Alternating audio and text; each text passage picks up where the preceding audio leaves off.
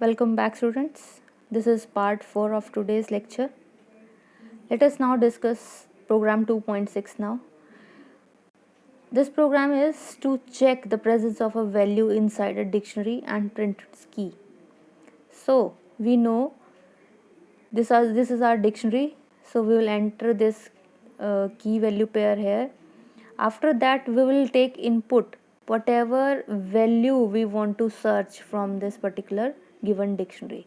Okay, for that user will give the input using this input function. Then we will compare this input taken up from the user with the values of the key. Okay, we'll CSC, eco, English and environment science. We'll check it. How to extract out the values of these keys?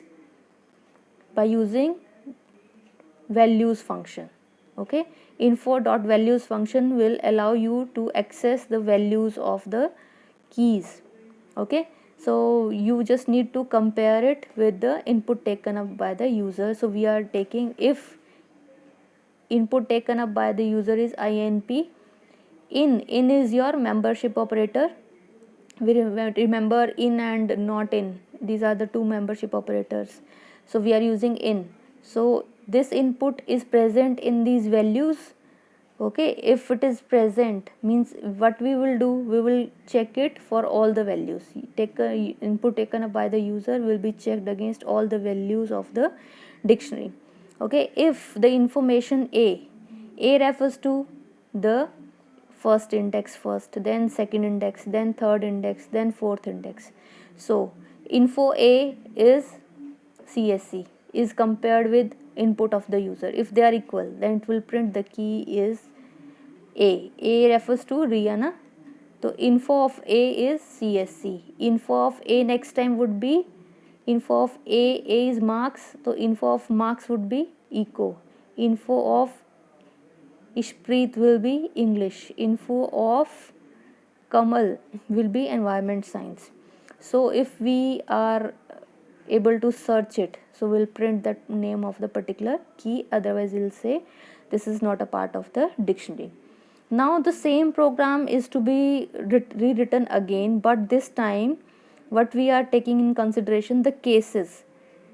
Okay, we are just taking an account if whatever the user has entered is in uppercase and we have used here the lowercase, so this can be a mismatch also.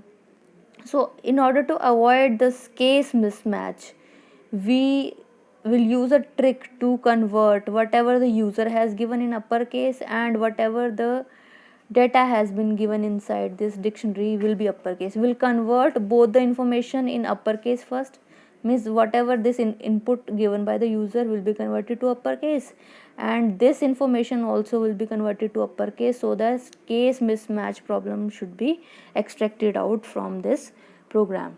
Okay, same program but information a dot upper function, so as to convert the information of the dictionary into uppercase. Similarly, whatever input user has been given, that we will be converting into uppercase. So then the uppercase characters will be compared. If they are equal, then we will give the value of the key. Otherwise, we'll say this key is not a part of, this particular value is not a part of dictionary. Okay, so we have practiced a number of programs related to this chapter also. Now next topic of your chapter is sorting techniques. This you have read in class 11th also in detail, but still I'll be discussing it once again with you.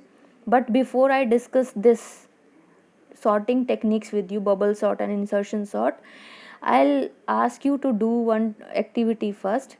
You need to download a app, SIPO app of this particular book only, SIPO. This is available in the Play Store. You need to download this app, and then after that install it. This app will look like this. Okay, when you will click on this app, it will ask you to register. Then you need to register yourself. Then after that you need to scan this QR code, and this will give you a demo of how to implement this bubble sort and this insertion sort. So use these two QR codes okay, and see whatever he is teaching you. You will get a clear cut idea how this insertion sort and bubble sort works out. Then we will discuss these programs, otherwise you will not be able to get them properly. Okay, so but just see them once, both the things, both QR codes you need to scan and see it. Okay, then I will discuss these two sorting techniques in my next chapter. And I am again reminding you all to practice for the programs. Every time I'm teaching you, you must practice it on your computer. Today we have learned many programs, so you must practice them on the computer itself. Thank you.